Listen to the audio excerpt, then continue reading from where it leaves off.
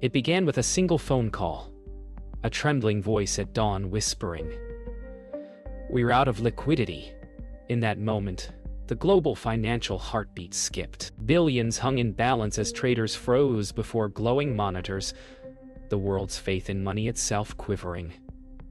This wasn't just another bank. This was Titan Capital, too interwoven, too vast, too arrogant to imagine collapse. From New York's skyline to London's glass towers, silence spread faster than news. Fear, the invisible contagion, seeped through every trading floor and living room. The question wasn't how much the bank lost. It was how much the world could lose with it. And as the sun rose over Manhattan, the unthinkable began. The empire built on leverage was running on air. 2 days earlier, Titan Capital hosted its annual gala, a ballroom shimmering with champagne and denial. Executives toasted record profits while whispers of risk circled like vultures above chandeliers. In the haze of luxury and ego, Evelyn's eyes met Marcus's. Both knew the numbers didn't add up. But fear was a silent guest, one nobody dared introduce. Markets were gods, and Titan their temple. The first cracks formed in Tokyo.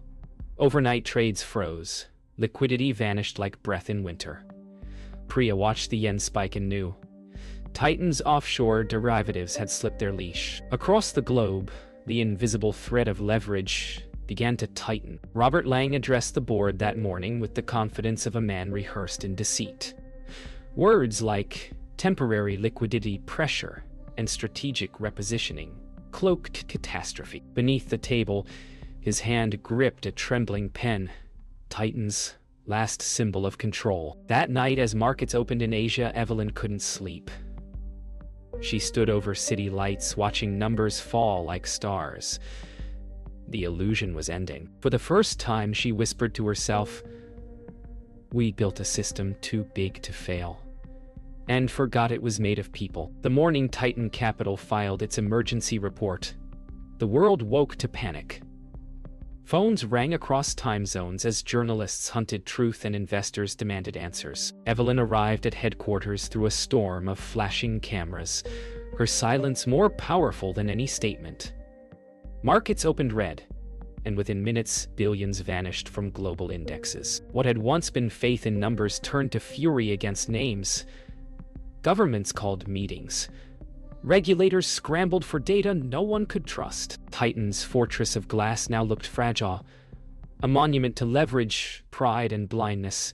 For the first time, Evelyn felt the tremor of guilt beneath her ambition. Marcus sat alone in the trading pit, surrounded by abandoned terminals.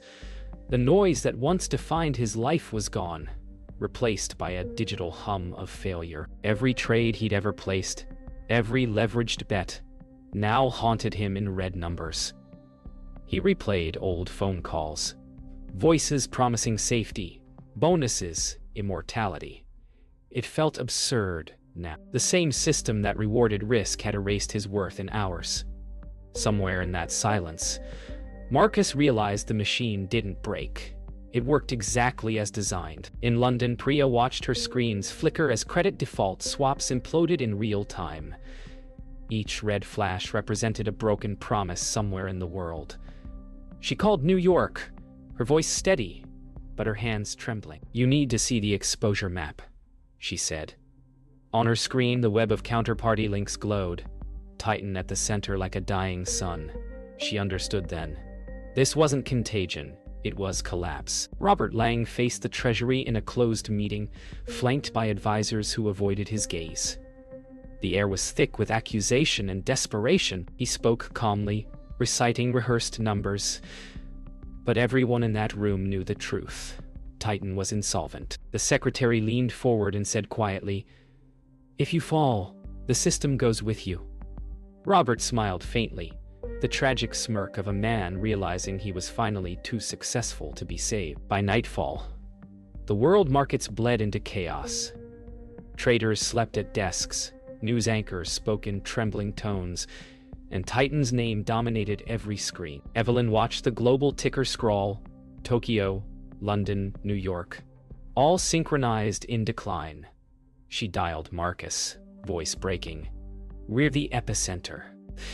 The silence that followed was heavier than any crash. In that pause, Evelyn understood. The system wasn't built to protect people. It was built to preserve belief, and belief had just expired. The morning after the collapse, the world stood still. News anchors spoke in grave, measured tones, and the phrase "systemic risk" echoed across every broadcast. Outside Titan's headquarters, crowds gathered. Not investors, but ordinary people whose pensions, savings, and futures were suddenly uncertain. Evelyn watched from her office window as protesters held signs bearing her company's name, painted in red. The noise below rose like a storm. A chant of disbelief, anger, and betrayal. Inside, she felt the weight of invisible debt, the kind measured not in money, but in trust. Marcus found himself in a government briefing room surrounded by auditors and lawyers, his reputation stripped bare. They demanded explanations, numbers, answers. All he could offer were fragments of spreadsheets, ghosts of deals that had vanished overnight. Each figure told a story of greed, disguised as genius. He thought about the nights he'd boasted about his trades, how markets once obeyed his commands. Now, he was just another liability on a balance sheet that no longer existed. In London, Priya testified before Parliament. Cameras clicked as she described the invisible architecture of risk that bound the world together. Her voice was calm but carried tremors of moral exhaustion. Behind her, a digital screen displayed Titan's exposure web, thousands of institutions connected, all bleeding simultaneously. She ended with a single line. "We engineered complexity faster than we could understand it." The room fell silent. Even the politicians couldn't find words to mask the truth. Robert Lang's resignation aired on every major network that night. His voice, once confident, now hollow, echoed across millions of screens. He spoke of unprecedented volatility, of restoring confidence, of shared responsibility. But his eyes betrayed him. When the feed cut, he lingered in silence, staring at the camera as if expecting forgiveness that would never come. The empire he built was gone, yet he looked oddly relieved, like a man finally freed from his own myth. That night, Evelyn met Marcus on the rooftop of Titan's tower. The city below shimmered with chaos. Ambulances, flashing screens, restless light. Neither spoke for a while. When she finally did, her words came like confession. "We built something beautiful that devoured us." Marcus nodded, unable to meet her eyes. For the first time, they weren't banker and trader. They were witnesses to the end of an era. The wind carried sirens and distant chants, merging with the hum of a city that had lost its faith in numbers. The contagion spread faster than anyone could predict. From Zurich to São Paulo, institutions once deemed unshakable began to wobble. Currencies trembled, credit lines froze, and world leaders gathered in late-night summits behind locked doors. Evelyn watched news feeds from a hotel room she hadn't left in days, her name scrolling beneath every headline. The numbers were abstract, but the faces on screen were not. Retirees losing savings, small business owners shuttering dreams. Titan's fall had rewritten the story of modern finance. Risk was no longer invisible. It had faces, families, consequences. In Washington, Robert Lang faced a congressional hearing broadcast live to millions. The crowd outside roared as he swore to tell the truth. Inside, the air was thick with rage disguised as order. Senators read from memos revealing reckless bets, falsified audits, and hidden derivatives worth trillions. Robert sat still, his composure crumbling as he heard his empire dissected by strangers. For years he'd claimed Titan served the world. Now, he realized the world had become collateral. Priya was summoned to an emergency summit in Geneva, a room filled with economists, ministers, and central bankers desperate for a plan. Charts glowed across walls like X-rays of a dying organism. The numbers told a single story. The global banking system was running on faith alone. As she presented Titan's interconnected risk web, she saw fear ripple through every face. "This isn't a financial event," she said quietly. "It's an existential one." The silence that followed was the sound of realization. The system had no anchor. Marcus returned home for the first time in weeks to find his apartment stripped of meaning. Bills, unopened letters, and framed photos lay scattered on the floor. For years, he'd believed money could buy certainty. But now, silence filled every room like unpaid debt. He turned on the television. Markets in freefall, riots in cities, headlines screaming, "Global recession begins." He stared at his reflection in the dark screen and whispered, "We traded the future for bonuses." The echo sounded like confession.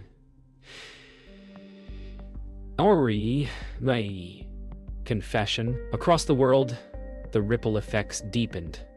Factories shuttered, markets seized, currencies faltered. Governments moved to nationalize banks as panic morphed into policy. Evelyn stood in a quiet park as snow began to fall, her phone buzzing with endless alerts. She closed her eyes, breathing the cold air like penance. The empire she helped build had devoured more than money. It had consumed the illusion of control. For the first time, she understood. Systems fail, but people break. The world demanded a savior, and governments obliged.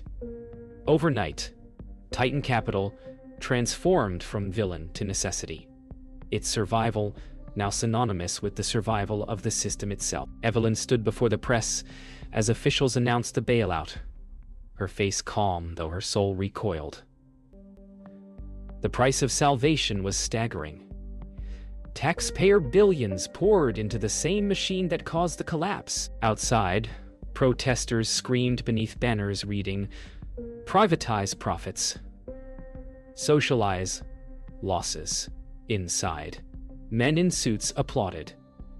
History once again had chosen expedience over justice. Marcus watched the bailout unfold on live television, each word landing like a betrayal. He knew the truth. Titan wasn't saved. It was merely rebranded as indispensable. Billions would flow. Executives would remain, and the cycle would begin again. He slammed his fist against the desk, muttering, "We burned the house and got rewarded for rebuilding it." Yet even in his anger, part of him felt relief. Survival, it seemed, was its own currency. In London, Priya walked the marble halls of the central bank, surrounded by officials drafting new liquidity measures. They spoke of recovery and confidence restoration, but she saw through the rhetoric. The same instruments that collapsed the system were being reassembled, only this time with state backing.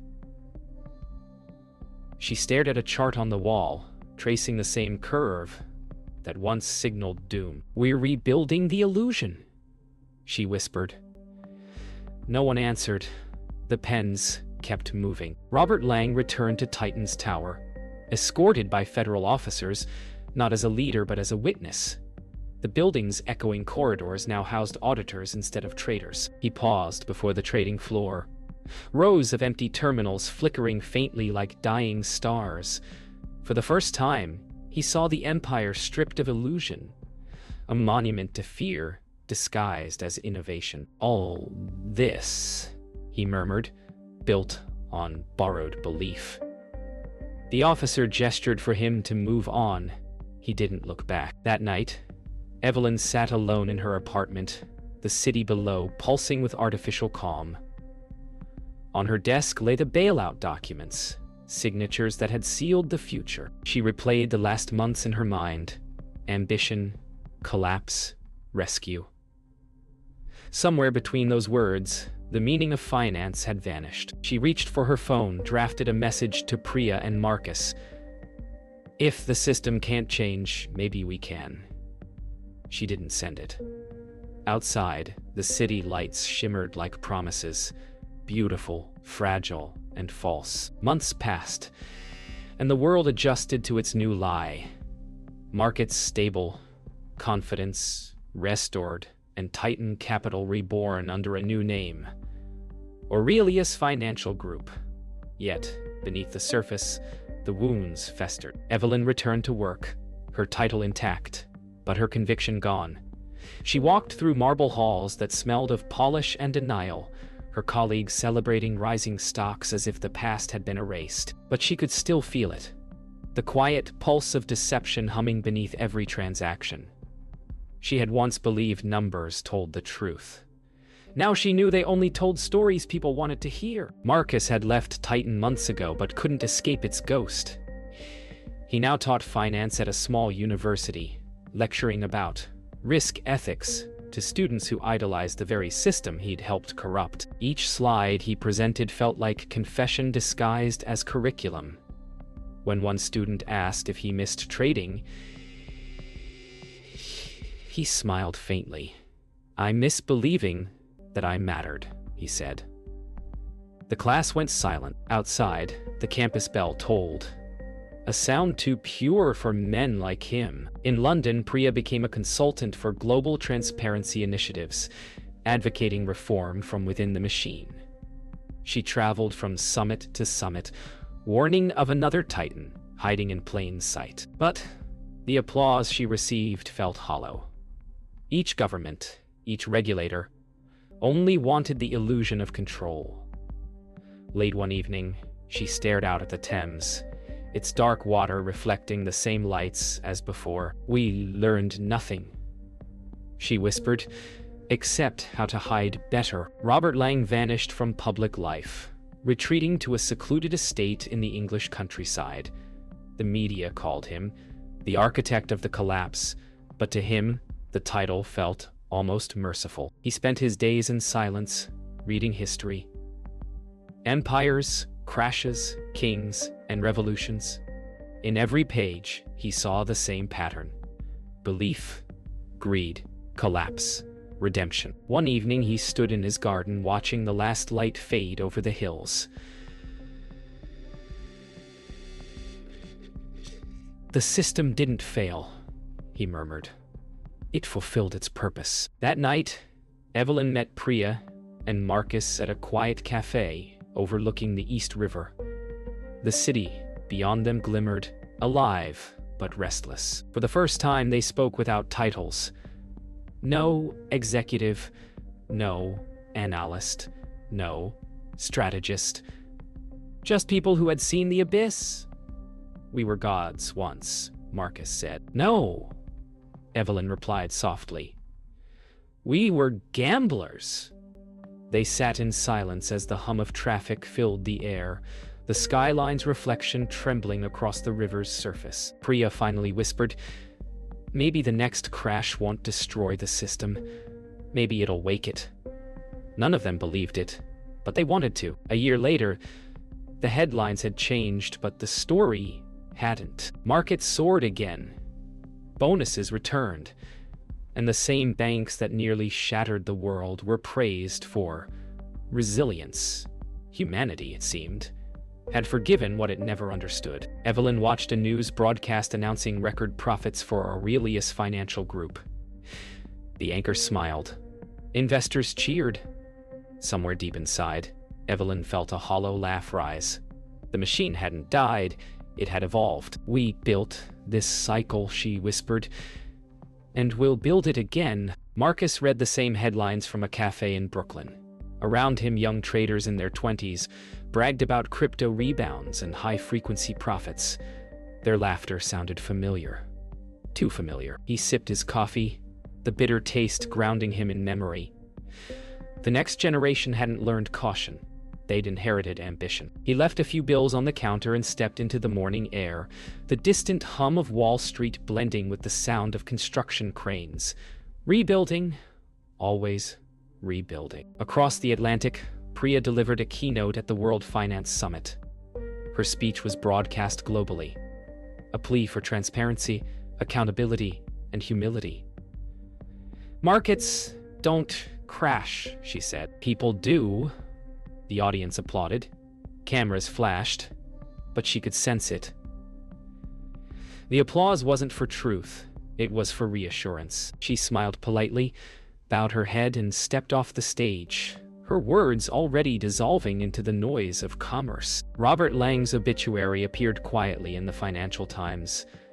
Visionary banker and architect of modern risk.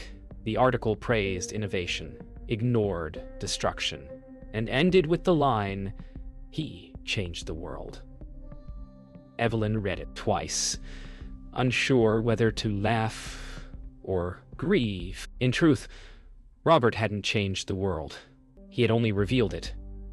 The economy, like him, survived by reinventing its sins as virtues.